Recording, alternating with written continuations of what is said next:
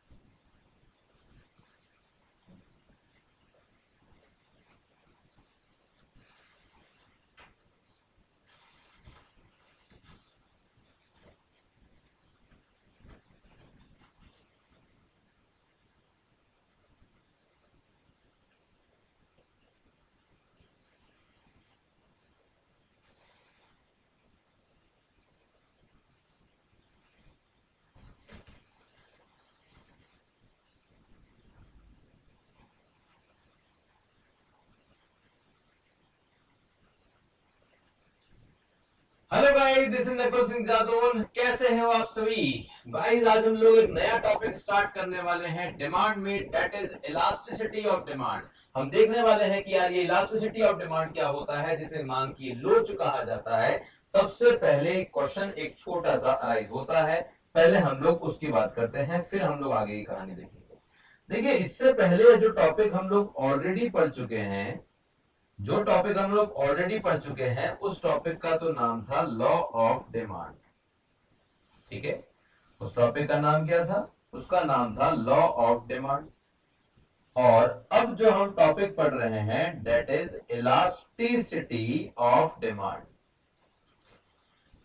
तो सबसे पहले क्वेश्चन ये अराइज होता है कि सर ये लॉ ऑफ डिमांड क्या होता है, ये इलास्टिसिटी ऑफ डिमांड क्या होता है। पहले हम लोग इसको समझते हैं, इन दोनों में डिफरेंस को हम लोग देखते हैं। देखिए लॉ ऑफ डिमांड और इलास्टिसिटी ऑफ डिमांड दोनों एक रिलेशन शो करते हैं, लेकिन दोनों में एक वर्ड का फर्क है। लॉ ऑफ डिमांड आंसर देता है what, and elasticity of demand answer देता है हाउ मच। अगर आपने ये बात समझ ली ना, तो आपको लॉ ऑफ डिमांड में और इलास्टिसिटी ऑफ डिमांड में कभी भी कोई डिफरेंस नजर नहीं आएगा, या आप कह सकते हो कोई कंफ्यूजन नहीं होगा। मैंने क्या बोला है यहाँ पे, लॉ ऑफ डिमांड हमको सिखाता है व्हाट। व्हाट का मतलब क्या हुआ, व्हाट का मतलब ये हुआ कि अगर प्राइस में कोई चेंज होता है, अगर प्राइस में कोई चेंज होता है तो डिमांड पर क्या इंपैक्ट पड़ने वाला है, उस क्या का आंसर हमेशा लॉ ऑफ डिमांड बताएगा। जैसे प्राइस इंक्रीज अगर होती है तो डिमांड हमेशा फॉल होगी। ये लॉ ऑफ डिमांड ने सिखाया, ये लॉ ऑफ डिमांड ने सिखाया। प्राइस अगर हमारी फॉल होगी तो डिमांड हमारी इंक्रीज होगी। ये भी किसने सिखाया, ये भी लॉ ऑफ डिमांड ने सिखाया। तो लॉ ऑफ डिमांड क्या बताता है, ये आपको शायद समझ में आ गया होगा। हमेशा प्राइस चेंज होने से डिमांड पर क्या इंपैक्ट आएगा, इसको लॉ ऑफ डिमांड शो करता है। लेकिन अगर प्राइस में कोई चेंज होता है तो डिमांड में कितने परसेंटेज का चेंज होगा, ये कितने परसेंटेज का आंसर कभी भी लॉ ऑफ डिमांड नहीं बताता। मतलब अगर मेरी प्राइस इंक्रीज हुई है, अब सपोज 10% इंक्रीज हुई है, प्राइस 10% इंक्रीज होने से डिमांड तो फॉल होगी, लेकिन डिमांड कितने परसेंट फॉल होगी, इसका आंसर लॉ ऑफ डिमांड नहीं, इसका आंसर इलास्टिसिटी ऑफ डिमांड सिखाता है। तो लॉ ऑफ डिमांड में और इलास्टिसिटी ऑफ डिमांड में क्या डिफरेंस है, आई थिंक आपको 100% यहां तक कहानी समझ में आ गई होगी। अब आइए बात करते हैं, तो सर क्या आप ये कह सकते हो कि ये बेसिकली ये जो इलास्टिसिटी ऑफ डिमांड है, ये इलास्टिसिटी ऑफ डिमांड है, ये क्या शो करता है, it shows response of demand. ये क्या शो करता है, ये रेस्पॉन्स ऑफ डिमांड को शो करता है, ये डिमांड के रेस्पॉन्स को शो करता है due to change in variable factor. Variable factor में चेंज होने से डिमांड में कितना चेंज होगा, डिमांड क्या रेस्पॉन्स करेगी, इस रेस्पॉन्स को हमेशा कौन शो करेगा, इलास्टिसिटी ऑफ डिमांड शो करने वाला है। प्राइस में चेंज होने से डिमांड का रेस्पॉन्स क्या रहा, प्रतिक्रिया क्या रही, उसी रेस्पॉन्स को इलास्टिसिटी ऑफ डिमांड शो करता है। तो बस ये रेस्पॉन्स वर्ड आप याद रखना। अब आप देखना कहानी कितनी ज्यादा इजी हो जाती है आप सभी के लिए। देखिए सबसे पहले मैं टॉपिक को स्टार्ट कर रहा हूं। टॉपिक का जो नाम है वो क्या है, टॉपिक का नाम है हमारा elasticity of demand. Okay, elasticity of demand का मतलब क्या होता है, मीनिंग हम देख लेते हैं। मैंने कहा था ये क्या शो करता है, ये रेस्पॉन्स शो करता है। रेस्पॉन्स किसका शो करेगा, रेस्पॉन्स शो करेगा डिमांड का। अब बताओ, डिमांड का रेस्पॉन्स की बात हो रही है, मतलब डिमांड के चेंज की बात हो रही है। डिमांड में चेंज का एक रीजन नहीं होता, डिमांड में चेंज के बहुत सारे रीजंस होते हैं। तो रीजन यहाँ पे क्या क्या हो सकते हैं, to change in one of the variables. Demand में चेंज होने के बहुत सारे रीजंस हो सकते हैं। सर कौन कौन से रीजन हो सकते हैं, याद करो हमने पढ़ा था factors affecting demand. Factors affecting demand का मतलब क्या हो गया, वो कौन कौन से फैक्टर्स हैं जो डिमांड को अफेक्ट करते हैं। जो डिमांड को अफेक्ट करते हैं उनमें याद करो प्राइस ऑफ ओन कमोडिटी था, प्राइस ऑफ रिलेटेड कमोडिटी था, income of the consumer, population, test preference, future expectation, बहुत सारे फैक्टर्स थे जो डिमांड को अफेक्ट करते हैं। लेकिन ध्यान देना, शायद आपको डेफिनेशन समझ में आ गई होगी। इलास्टिसिटी ऑफ डिमांड क्या शो करेगा, डिमांड का रेस्पॉन्स शो करेगा due to change in variable factor.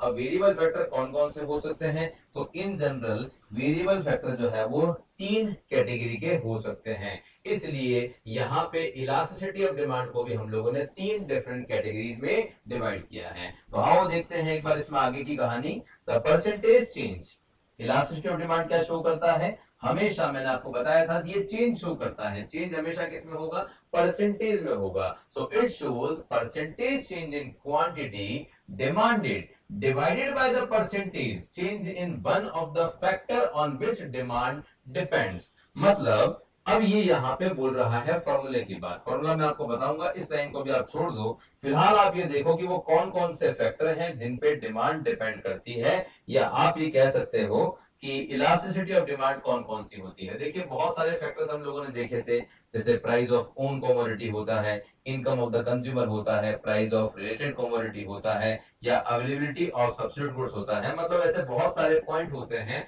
जिनसे हमारी इलास्टिसिटी ऑफ डिमांड अफेक्ट करती है। तो ध्यान देना, अगर एग्जाम में क्वेश्चन आता है, अगर एग्जाम में क्वेश्चन आता है types of elasticity of demand, exam में क्वेश्चन क्या आता है, types of elasticity of demand. Elasticity of demand कितनी कैटेगरी की होती है, तो गाइस ध्यान देना, इलास्टिसिटी ऑफ डिमांड 3 कैटेगरी की होती है। इसमें सबसे पहला है प्राइस इलास्टिसिटी, दूसरा हो गया इनकम इलास्टिसिटी, और तीसरा हो गया क्रॉस इलास्टिसिटी। जब प्राइस चेंज होने से डिमांड का रेस्पॉन्स चेक करेंगे तो प्राइस इलास्टिसिटी होगी, जब इनकम में चेंज होने से डिमांड में रेस्पॉन्स चेक करेंगे तो इनकम इलास्टिसिटी होगी, एंड जब रिलेटेड गुड्स की प्राइस में चेंज होने से डिमांड में चेंज होता है तो उसे हम लोग क्रॉस इलास्टिसिटी कहते हैं। जब सब्स्टिट्यूट गुड्स की प्राइस में चेंज होने से डिमांड में रेस्पॉन्स चेक करते हैं तो वो सब्स्टिट्यूशन इलास्टिसिटी होता है। बट इन जनरल ये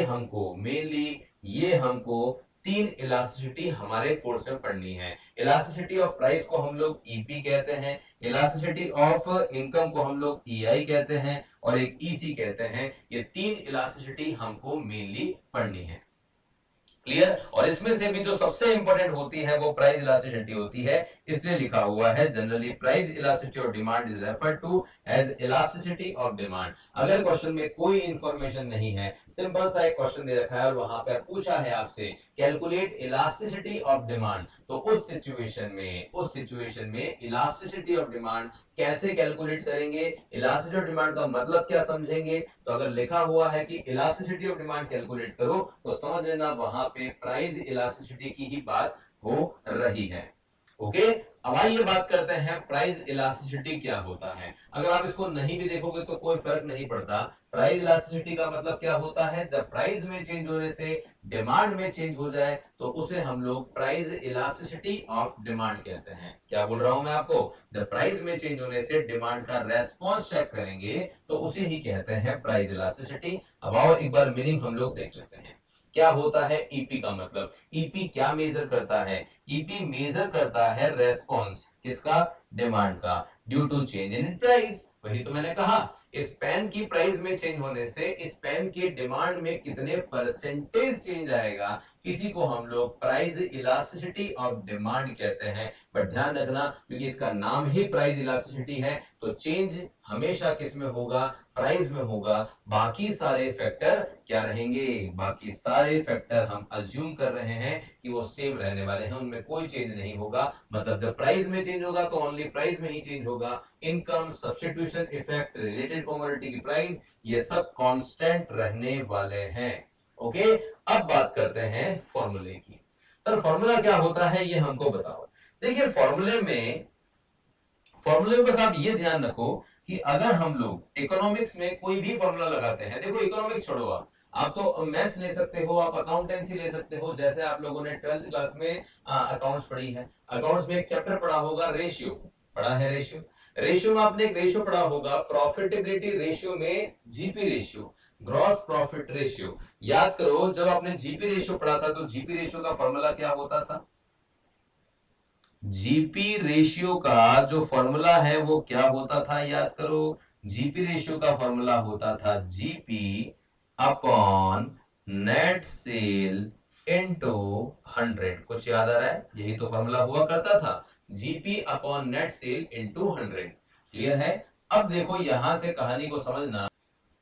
तो अब इस फॉर्मूले से हमको क्या समझ में आ रहा है, इस फॉर्मूले से हमको समझ में आ रहा है जीपी। जीपी बेसिकली क्या है, जीपी एक रिजल्ट है। जीपी क्या है, तो गाइस जीपी जो है वो एक रिजल्ट होता है। जीपी हमारा क्या है, एक रिजल्ट है। और ये जो नेट सेल है ये क्या है, ये नेट सेल हमारा रीजन है। नेट सेल हमारा क्या है, रीजन है।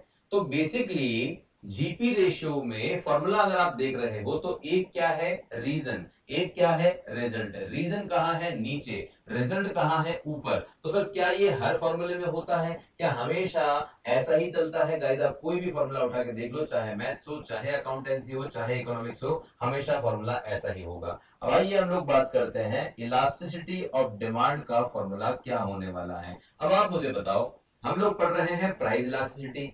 प्राइस इलास्टिसिटी में क्या चेक कर रहे हैं हम लोग, हम डिमांड का रेस्पॉन्स चेक कर रहे हैं due to change in price. Due to change in price मतलब रीजन क्या हुआ, प्राइस। तो प्राइस में चेंज कहां आएगा, नीचे। डिमांड में चेंज कहां आएगा, ऊपर। तो फॉर्मूला बन गया यहाँ पे। फॉर्मूला क्या होगा हमारा फॉर्मूला होगा परसेंटेज। क्या होगा फॉर्मूला हमारा, percentage change in quantity demanded. Percentage change in quantity demanded upon percentage change in price. Percentage change in quantity demanded upon percentage change in price, क्योंकि प्राइस क्या है, रीजन, और यहाँ पे जो रिजल्ट है वो क्या होगा, डिमांड का होगा। अब यहां से कुछ बातें और हमारे सामने आ जाती है, उनको भी हम लोग देखते हैं। कौन कौन सी बातें आती हैं, इनको भी समझते हैं। देखो अब यहां पे ये तो हो गया। अब बात आती है कि सर ये परसेंटेज कैलकुलेट कैसे करेंगे। ये परसेंटेज कैलकुलेट कैसे करेंगे? तो सिंपल सी बात है, देखो मैं यहाँ पे एक क्वेश्चन क्रिएट करता हूं, आपको इस क्वेश्चन से समझ में आएगा सारी कहानी। देखिए क्या होगा क्वेश्चन,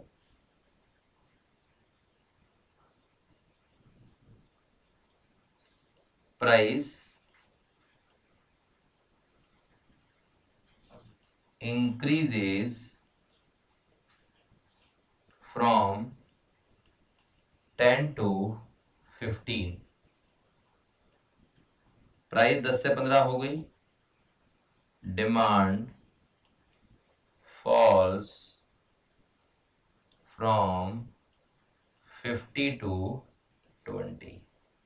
करना क्या है, कैलकुलेट इलास्टिसिटी ऑफ डिमांड। क्या कैलकुलेट करना है हमको, इलास्टिसिटी ऑफ डिमांड कैलकुलेट करना है। तो यहां पे मैं आप लोगों से क्वेश्चन पूछ रहा हूं, मेरा क्वेश्चन आपसे यह है कि बताओ प्राइस में कितने परसेंटेज चेंज हुआ, डिमांड में कितने परसेंटेज चेंज हुआ। इसका आंसर अगर मैं आपसे पूछता हूं तो इसका आंसर क्या होगा, जल्दी से मुझे बताओ। तो अब यहां से दो क्वेश्चन बहुत इंपॉर्टेंट है। भाई कुछ बातें आपको तो दिख रही होगी, कौन कौन सी बातें दिख रही होगी, भाई प्राइस हमारी 10 से 15 हुई है, मतलब प्राइस 5 से बड़ा है, डिमांड यहाँ पे 30 से कम हुई है। बट मेरा क्वेश्चन अगर आपसे यह है कि बताओ यहाँ पे चेंज इन प्राइस, प्राइस में कितने परसेंट चेंज हुआ और क्वांटिटी में कितने परसेंट चेंज हुआ, तो शायद आप यहाँ पे नहीं निकाल पाओगे। तो यहाँ निकालने के लिए क्या करोगे दोस्तों, आप यहाँ निकालने के लिए आपको एक फॉर्मूला अप्लाई करना पड़ेगा। फॉर्मूला क्या अप्लाई करोगे, भाई सिंपल सी बात है, मुझे अगर कभी भी चेंज इन क्वांटिटी निकालना होगा और वो परसेंटेज में निकालना होगा तो फॉर्मूला क्या होगा, चेंज इन क्वांटिटी। फॉर्मूला क्या होगा, change in quantity upon old quantity, मतलब चेंज अपॉन ओल्ड इनटू कर दूंगा मैं 100 से, तो यहाँ पे परसेंटेज आ जाएगा। कभी भी जब जब भी आपको चाहे क्वांटिटी का चेंज या फिर प्राइस का चेंज परसेंटेज में निकालना है तो ये फॉर्मूला हमेशा याद रखो। फॉर्मूला क्या है हमारा, change in quantity upon old quantity into 100। तो मुझे एक बात बताओ, इस क्वेश्चन को अगर हम लोग ध्यान से देखते हैं तो क्वांटिटी पहले कितनी थी, न्यू माइनस ओल्ड करना है, क्वांटिटी पहले कितनी थी 50, अब कितनी हो गई 20, चेंज कितने का हुआ, चेंज हुआ हमारा यहाँ पे 30 का। देन यहाँ पे आएगा ओल्ड क्वांटिटी, ओल्ड क्वांटिटी कितनी है 50, यहाँ पे मैं कर दूंगा 100। इसको जब मैं सॉल्व करता हूं तो सॉल्व करने के बाद में आंसर क्या आने वाला है, जल्दी से मुझे बताओ। यहाँ पे ये 50 से अगर आप सॉल्व करते हो तो यहाँ पे आ जाएगा डबल, डबल आ जाएगा तो यहाँ आ जाएगा 2, यहाँ आ जाएगा 2, तो यहाँ पे आई थिंक आ जाएगा 60%। क्वांटिटी में जो चेंज हुआ है वो कितने परसेंट हुआ है, 60% हुआ है। अब ऐसे ही मैं चेंज निकालता हूं, ऐसे ही मैं चेंज निकालता हूं, प्राइस का परसेंटेज कैसे निकालूंगा, तो चेंज इन प्राइस, प्राइस में चेंज कितना हुआ अपॉन यहाँ पे कौन सी प्राइस आएगी, यहाँ आएगी ओल्ड प्राइस, और मल्टीप्लाई कर दूंगा मैं 100 से। तो बात करते हैं चेंज इन प्राइस, प्राइस में जो चेंज हुआ है वो कितना हुआ है, प्राइस पहले 10 था अब 15 हुआ। माइनस के साइन को हमको इग्नोर करना है, अगर आप इग्नोर नहीं करोगे तो भी कोई फर्क नहीं पड़ने वाला है, क्योंकि इलास्टिसिटी ऑफ डिमांड तो वैसे भी नेगेटिव होता है। प्राइस और डिमांड में रिलेशन कौन सा होता है, नेगेटिव होता है। और या तो प्राइस में आंसर नेगेटिव होगा या क्वांटिटी में आंसर नेगेटिव होगा, तो बेसिकली नेगेटिव से नेगेटिव क्रॉस हो जाएगा। तो आईसीआई ने भी अपने मॉड्यूल में लिखा हुआ है कि नेगेटिव साइन को इग्नोर करना है, तो आप भी इग्नोर करो। बताओ प्राइस में चेंज कितना हुआ है, प्राइस में जो चेंज हुआ है वो कितना हुआ है यहाँ पे। अब बताओ चेंज इन प्राइस, प्राइस में चेंज कितने का हुआ है, 5 का हुआ है। ओल्ड प्राइस कितना है बोलो, ओल्ड प्राइस हमारा यहाँ पे 10 है, और इंटू कर दूंगा मैं 100 से, यहां से क्रॉस करूंगा तो यहाँ पे ये आ जाएगा आंसर 50%। प्राइस में चेंज कितना हुआ है 50%, क्वांटिटी में चेंज कितना हुआ है 60%। अब हो गया हमारा काम, सीधा हम लोग फॉर्मूले में लगाएंगे परसेंटेज चेंज इन डिमांड। बताओ डिमांड में चेंज कितना हुआ है 60% का, और यहाँ पे चेंज कितना हुआ है 50% का। तो इसको जब आप सॉल्व करोगे तो क्या आने वाला है आंसर, यहां से चेंज करने से जो आंसर आएगा वो कितना आ जाएगा 1.2, और यही हमारा फाइनल आंसर है, यही हमारा फाइनल आंसर है। बात समझ में आ रही है आपको। तो या तो ऐसे क्वेश्चन में अगर परसेंटेज आप निकाल सकते हो तो निकाल दो, या मैं एक काम करता हूं, इस क्वेश्चन को तो मैंने आपको शायद सॉल्व करके बता दिया है, इस क्वेश्चन में इजी है सॉल्व करना, लेकिन इसी क्वेश्चन में मैं आपको बताता हूं कि इस फॉर्मूले से आप और आगे कैसे जा सकते हो। अब सुनना ध्यान से, परसेंटेज चेंज इन क्वांटिटी। बताओ क्वांटिटी का परसेंटेज हम लोग कैसे निकाल सकते हैं, क्वांटिटी का परसेंटेज हम लोग निकाल सकते हैं change in quantity upon Q0, Q0 मतलब ओल्ड क्वांटिटी, और इसको हम लोग यहाँ पे मल्टीप्लाई करने वाले हैं किससे, 100 से। ऐसे ही यहाँ पे हम लोग अगर प्राइस की बात करते हैं तो प्राइस में कैसे निकलेगा, चेंज इन प्राइस अपॉन यहाँ आएगा P0 और मल्टीप्लाई करने वाले हैं हम लोग यहाँ पे 100 से। क्लियर है, यहाँ तक बात समझ में आ गई? तो अब ध्यान देना, आपको शायद समझ में आ रहा होगा कैसे हम लोग सिचुएशन को सॉल्व करेंगे। चेंज इन क्वांटिटी अपॉन पुरानी quantity into 100, change in price upon पुरानी प्राइस इनटू 100, ये कर दिया। अब इस फॉर्मूले को और सॉल्व करोगे तो 100 से 100 तो क्रॉस हो जाएगा, ठीक है। और आगे अगर मैं बढ़ाऊंगा इस फॉर्मूले को तो एक और मैं क्या लिख सकता हूं, बताओ, चेंज इन क्वांटिटी को क्या लिख सकता हूं, Q1 माइनस Q0, है कि नहीं। अपॉन में क्या आ जाएगा, यहाँ पे Q0 आ जाएगा, इनटू क्या हो जाएगा, 100 तो वैसे भी कट गया है, और यहाँ पे क्या आएगा, चेंज इन P अपॉन यहाँ पे क्या आ जाएगा, P0 आ जाएगा, या फिर यहाँ पे P1 माइनस P0 अपॉन यहाँ पे P0 ले सकते हो। तो ये भी एक फॉर्मूला बन गया है, ठीक है। तो इस फॉर्मूले को अब कैसे सॉल्व करोगे, अब या तो आप ये कर लो या तो ये कर लो, कोई फर्क नहीं पड़ने वाला, लेकिन अल्टीमेटली अगर मैं इसको सॉल्व करूंगा तो क्या होगा, change in quantity upon Q0 into, अब आपको पता है ये जब नीचे वाला ऊपर जाएगा तो रिवर्स हो जाएगा, तो P0 अपॉन क्या हो जाएगा, चेंज इन प्राइस। ये हमारा परफेक्ट फॉर्मूला बन गया है। तो सर क्या जब क्वेश्चन में प्राइस का चेंज क्वेश्चन में ऑलरेडी गिवन होगा, जब क्वेश्चन में प्राइस का परसेंटेज गिवन होगा, क्वांटिटी का परसेंटेज गिवन होगा, तो बिना कुछ सोचे ये फॉर्मूला लगा देना। लेकिन जब क्वेश्चन में प्राइस का चेंज नहीं गिवन होगा, पुरानी प्राइस गिवन होगी, नई प्राइस गिवन होगी, पुरानी क्वांटिटी गिवन होगी, नई क्वांटिटी गिवन होगी, तो उस सिचुएशन में आप सीधा ये फॉर्मूला लगा देना, change in quantity upon Q0 into P0 upon change in quantity, या फिर change in quantity upon change in price into P0 upon Q0 कर दोगे।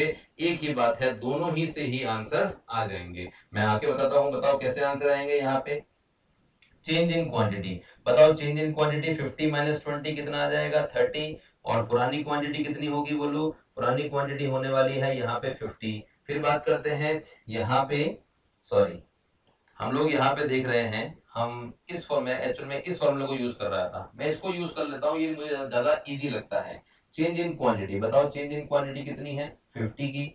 चेंज इन प्राइस कितना है, बताओ 5 का। ओल्ड प्राइस कितनी है, बताओ, ओल्ड प्राइस है 10, और ओल्ड क्वांटिटी कितनी है, बताओ 50। अब इस सिचुएशन में मैं सॉल्व करूंगा तो यहाँ पे 10/5 आ जाएगा, है कि नहीं। इस सिचुएशन में सॉल्व करूंगा कितना आ जाएगा, 10/5 आ जाएगा। तो आप यहाँ से भी इजीली आंसर कैलकुलेट कर सकते हो, एक ही बात है। तो ये मैंने आपको इलास्टिसिटी ऑफ डिमांड पूरा 100% बता दिया। अब आ जाओ एक बार सिस्टमेटिक तरीके से मैं फॉर्मूला आपको बता देता हूं क्या हो रहा है। फॉर्मूला ध्यान से देखो, फॉर्मूला क्या है, percentage change in quantity demanded upon percentage change in price. ये फॉर्मूला कब लगाओगे, जब क्वेश्चन में ऑलरेडी गिवन होगा परसेंटेज। लेकिन जब गिवन नहीं होगा तो सिंपल सा हमने एब्रीविएशन की हेल्प से ये फॉर्मूला क्रिएट कर लिया, change in quantity upon change in price into old quantity into old price upon old quantity. यहां से भी आप क्वेश्चन को सॉल्व कर सकते हो। नेगेटिव साइन का एक बहुत बड़ा कंफ्यूजन आप लोगों को होता है, उसके बारे में मैंने यहाँ पे लिख दिया है कि नेगेटिव साइन का क्या होगा।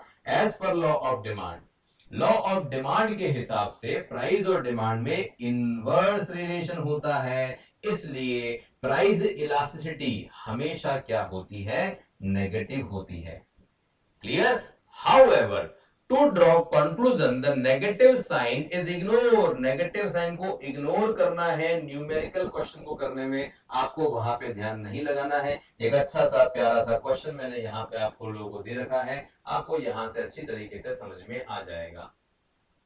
क्वेश्चन क्या है, ध्यान से देखना। क्वेश्चन आपको दे रखा है, क्वेश्चन में आपको ओल्ड प्राइस गिवन है और आपको क्वांटिटी गिवन है। ये प्राइस आपको गिवन है, ये क्वांटिटी गिवन है। तो कैसे आप इस क्वेश्चन को सॉल्व करोगे, जब प्राइस 10 है तो डिमांड 500 है, प्राइस इंक्रीज हो गई है, डिमांड फॉल हो गई है। तो क्वेश्चन को सॉल्व करने के लिए हमारा फॉर्मूला क्या है, चेंज इन क्वांटिटी। क्वांटिटी में चेंज कितने का हुआ, 150 का।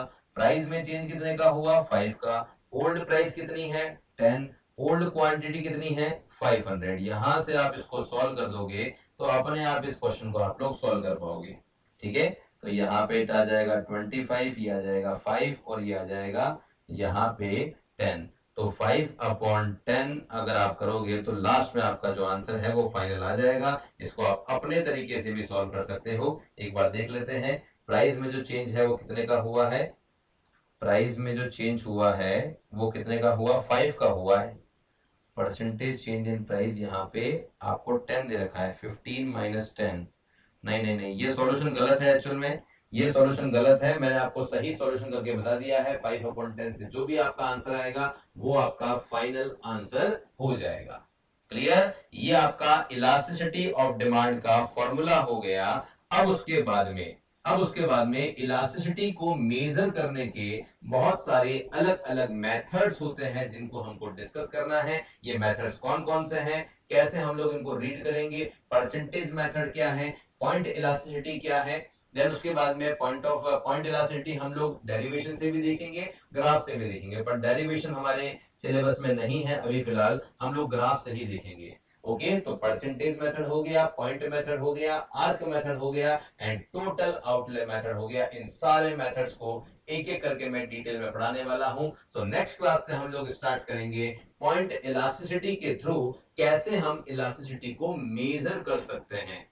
Okay, so hope so guys यहां तक हर एक कॉन्सेप्ट आपको बहुत अच्छी तरीके से समझ में आ रहा होगा, क्लियर हो रहा होगा। अगर आपको कोई भी डाउट है तो करना क्या है, ये है दोस्तों मेरे नंबर, ये 7727866699 मेरे नंबर हैं। आप इस नंबर पे कॉल करके मेरे से आपका हर एक डाउट बहुत इजीली पूछ सकते हैं। मैं हमेशा अवेलेबल हूं, बस आपको व्हाट्सएप करना है। Okay, thank you so much guys. आज की क्लास को यहीं पे फिनिश करेंगे, फिर से मिलेंगे नई क्लास में। जय हिंद।